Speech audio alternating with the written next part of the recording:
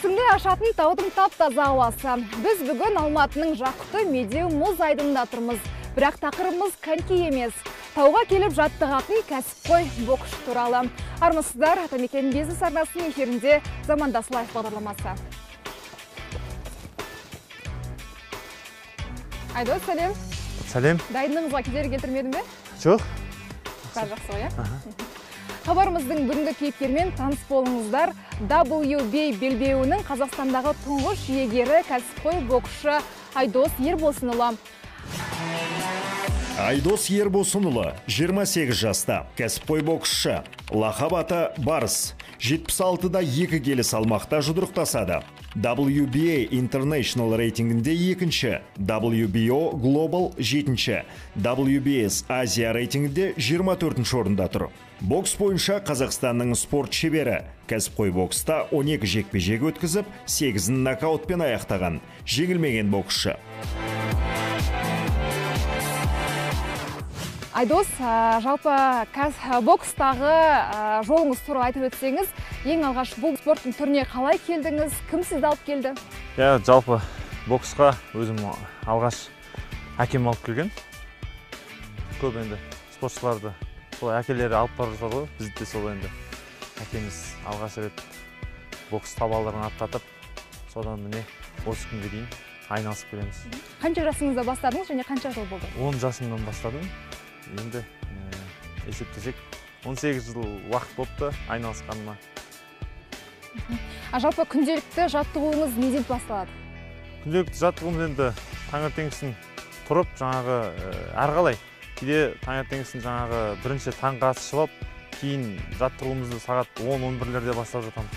Кейде таңғы асқа дейін жүгіріп келіп, жаңағы школа бокса дейді, бокс мектебі деп атамыз. Сонымен айналысып біраз таңғы жеңіл жаттығу болады көбінесе таңертеңгісін. Өйткені адам ұйқыдан тұра салып, ағзасын қинауға болмайды. Сондықтан таңғы жаттығуымыз көбінесе солай басталады. Мен сіздің жаттығуыңызға кедергі келтіріп үзіп жіберген секілдімін. Сіз біздің түсірілімімізге қарамай жаттығуыңызды жалғастыра берсеңіз болады. Мен сізбен қосылып жатқайын. Біз енді қатты бөлген жоқсыз, жаңадан бастап жатқан өзім жаттығуымды. Алғаш өзі жаттығудың алдын біз ең бірінші болып, керіліп созылумен, жаңағы денемізді қыздырумен бастаймыз. Өйткені денені қыздырмай жаттыққан жағдайда көбінесе травмалар көп болып жатады спортшыларды. Сондықтан 5 минут кемінде бұған көңіл бөлеміз. Сондықтан сіз менімен бірге қайталай берсеңіз болады. Қарапайым кәдімгі гимнастикалық жаттығулар. Бірінші аяғымызды созып керілеміз. Отырамыз ғой, Құрметті көрермендер, мен бүгін кәсіпқой боксшымен бірге жаттығып жатырмын. Егер хабарымыздың соңында боксшы болып шықсам таңғалмаңыздар. Бұл аяғымызды тарту үшін ғой, Иә. Бұл аяқты созу. Асықпай осылай керіліп, келесі жақпен міне енді керіліп созылу керек, жақсылап. Жалпы сіз қазір қай салмақта өнер көрсетіп жүрсіз? Қазір мен супер орта салмақ, ағылшынша супер middleweight дейді, қазақша супер орта салмақ дейді. Сол 76-та 200 килограмм. 76-ға дейін 200 килограмм. Келесі жаттығуымызды жасай береміз енді. Айдос, жалпы сіздің әуесқой боксқа келуіңізге не себеп болды? Әлемді аралап көргіңіз келді ма, жоқ әлде ақша тапқыңыз келді ма? Енді басты мақсат өзімнің бала күнгі арманым. Негізі осы біз өзіміз енді тәуелсіздіктің құрдасы боламын, негізі 91 жылғымын. Біз тәуелсіздік алғалы енді қазақ елінен мысалы жас мемлекетпіз ғой. Мысалы атақты адамдар енді шығып жатыр да, енді. Оған дейінгі әрине болған, бірақ тәуелсіз қазақ елінен жаңағы атақты адамдар енді шығып келатты. Сондықтан мен де сол атақтылардың бірі болғым келді, шыны керек. Ол басында боксшы болмай тұрған кездің өзінде мен осы бір тарихта қалатын тұлға болып, сондай адам болғым келді. Сондай менің мақсатым болды. Енді бокс спортын бастағаннан кейін енді әрине чемпион болу, қайбір версияда болсын жаңағындай, қайбір жерде, қайбір жарыста болсын, әрдайым жеңіске жету, чемпион болу менің мақсатым болды. Өйткені мен тек қана сондай жетістікпен ғана жаңағы өзімнің бала күнгі арманым, атақты болу деген арманыма қол жеткізетінімді түсіндім. Жалпы шет елдерде көптеген жекпе-жектерге шығасыз, жиі шығып тұрасыз. Шет елдерде Қазақстанның боксшыларына деген көзқарас қалай? Шет елдерде енді қазіргі уақытта өте жақсы, өйткені өздеріңіз білесіздер, біздің мақтанышымыз Геннадий Головкин ағамыз қазақ елінің кім екенін, жалпы Қазақстан деген елдің бар екенін әлемге бір керемет әдіспен танытты. Өйткені қазір ақшқа барсаң, қаяқтансың дейді, Қазақстаннанмын десең, ол Triple G дейді. Соған қарап уже біздің жаңағы боксшыны білетіндігін түсінеді. Ал бокс залдарына барып Қазақстаннанмын десең, о дейді. Қазір кез келген елде қазақ елінің боксын сыйлайды. Тек қана Геннадий ағамыз емес, осы уақытқа дейін қаншама чемпион ағаларымыз бар, олимпиада чемпиондары бар. Енді әуесқой бокс бізде өте мықты дамыған ғой. Жалпы сіз әуесқой бокстан кәсіпқой боксқа келдіңіз, бірақ жаңағы олимпиадаға қатысу мүмкіндігінен айырылып қалдыңыз өкінішке орай. Оған сіз қалай өкінбейсіз бе? Мысалы, жас кезінде мүмкін олимпиадада қазақтың көк туын көкке желбіретуім керек еді деп. Иә, ол енді менің басты мақсатымның бірі еді негізі. Олимпиада чемпионы болу, әлем чемпионы болу. Бірақ енді не болса да бұл өмірде Алла тағала бізге жаңағы қайырлысын нәсіп етеді ғой. Мен үшін сол қайырлы болып тұр екен. Сондықтан қатты бір оған өкінбеймін. Керісінше қазақ елінің осы кәсіпқой бокстан атын шығарсам, ол да бір үлкен мен үшін жетістік, және елім үшін ол үлкен жетістік деп ойлаймын. Әйтпесе негізі басқа елдердің атынан негізі жаңағы олимпиадаға баруға ұсыныс түскен маған.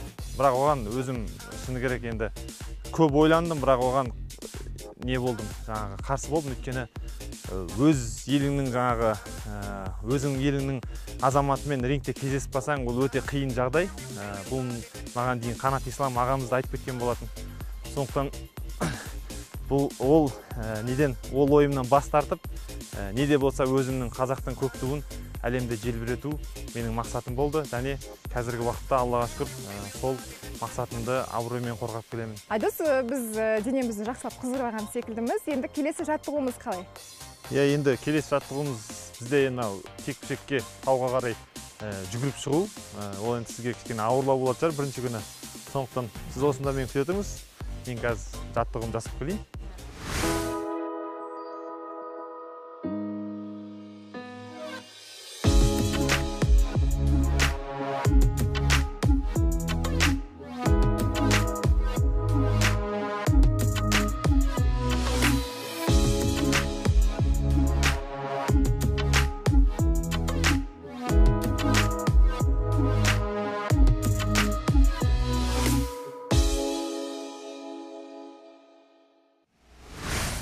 Жаттығуыңыз қалай өтті, Айдос? Жаттығуымыздың бұл енді басы жақсы өтті. Келесі бұйырса жаттығуымызды бокс залында жалғастыратын боламыз. Құрметті көрермендер, эфирде Замандас Лайв. Бүгін біз кәсіпқой боксшы Айдос Ербосынұлымен сұхбаттасып жатырмыз. Сұхбатымызды енді жекпе-жек алаңында жалғастыратын боламыз. Айдос, кеттік пе? Кеттік. Эфирде Замандас Лайв бағдарламасы. Бүгін біз кәсіпқой бокс туралы айтып жатырмыз. Кейіпкерім Айдос Ербосынұлы екенін естеріңізге саламын. Дәл қазір біз жаттығудың тағы үстінен түстік. Ал жаттықтырушы Қанат Орақбайұлын әңгімеге тартқым келіп тұр.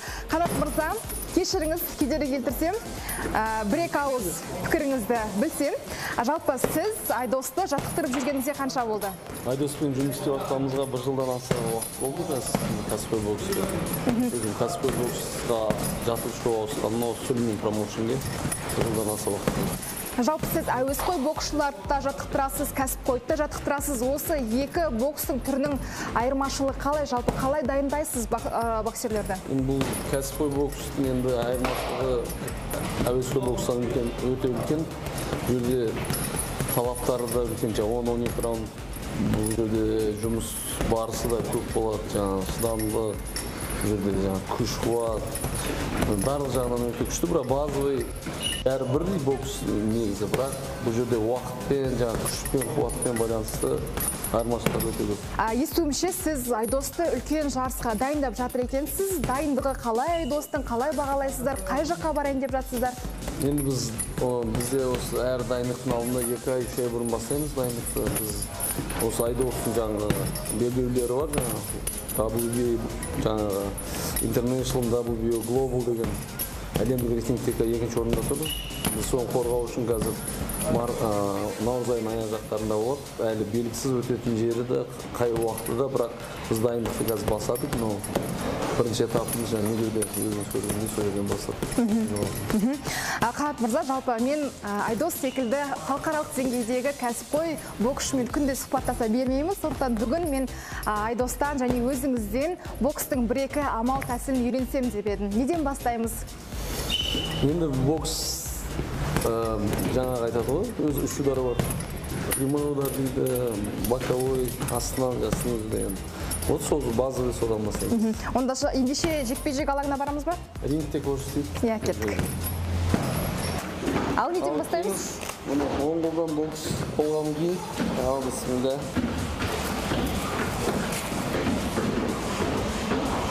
Мынау менің киіміме керемет үйлеседі екен. Бір-екі тәсілдер көрсетіп жіберейік. Стандартный болады. Оңғай болсаңыз осылай тұрасыз. Дұрыс па? Мына жерде оң қолмен ұрамыз, түзуді, прямойда. Вот так, вот қаттырақ. Вот так. Опа, вот. Енді сол қолға. Сол қол қалай ұрам? Прямой, да? Вот так, вот. Енді раз-два. Сол қолдан бастаймыз. Сол қолмаған, ол қолмаған. Жоғарғы. Вот, жақсы.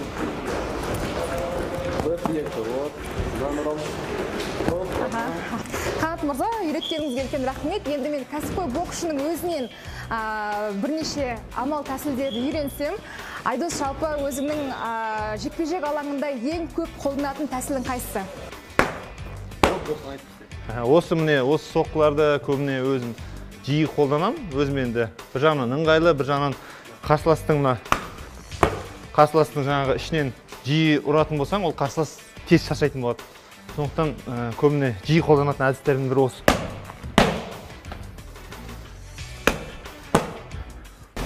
Боксшы үшін ең басты қасиеттер қандай қасиеттер? Боксшы үшін ең басты қасиеттер ол бірінші кезекте жүрек керек, қорықпау керек, сосын баспен ойлану керек. Стратегия құру керек, ойланып істеу керек. Бұл да жаңағы кішігірім шахмат дейді ғой бокста. Одан кейін жаңағы денсаулығым жақсы болу керек, шаршамау керек, ол үшін жақсылап дайындалу керек. Айдос, сіздің промоутерлік компаниямен жұмыс істейтініңізді білеміз. Жалпы осы уақыттың ішінде, осы келісім-шарттың аясында сіздің өміріңіз қалай өзгерді? Қандай жақсы жаңалықтарыңыз бар, жетістіктеріңіз? Мен промоушн келгелі Аллаға шүкір, әлемге әйгілі белбеулерді иеленіп, қазіргі уақытта бүкіл әлем бойынша ВБА рейтингі бойынша екінші орында тұрмын. Ал WBO Global версиясы бойынша әлемде 7-ші орында тұрмын. Бұл енді біздің ел үшін, жалпы біз үшін бұл өте үлкен жетістік. Және промоушн үшін де, өйткені біз бұл промоутерлік компанияның тұңғыш боксшыларымыз.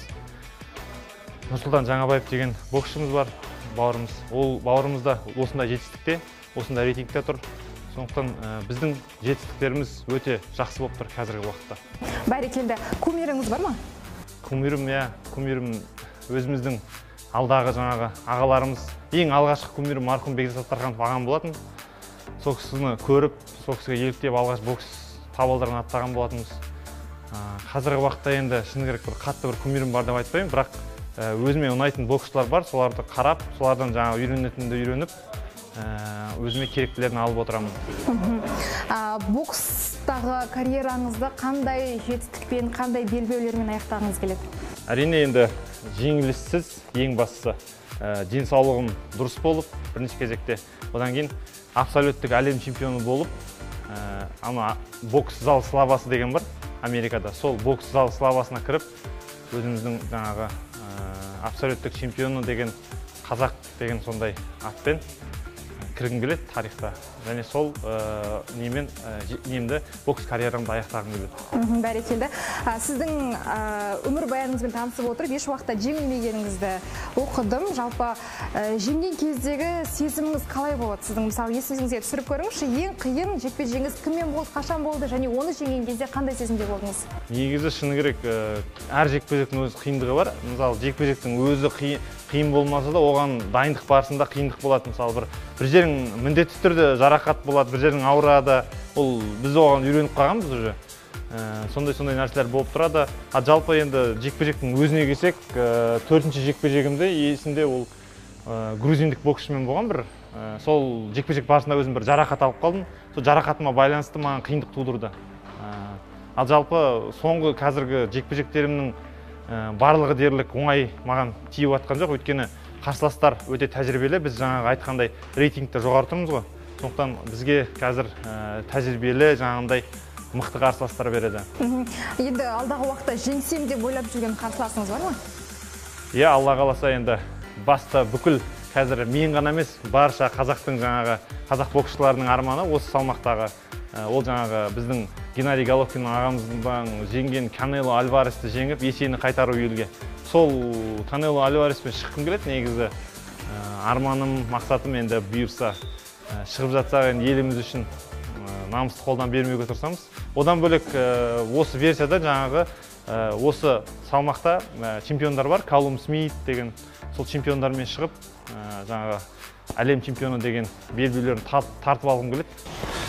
Керемет, сізге сәттілік тілеймін. Бүгін уақыт бөліп бізге сұхбат бергеніңізге үлкен рахмет. Сізге алдағы жекпе-жектеріңізде тек жеңіс тілейміз. Рахмет.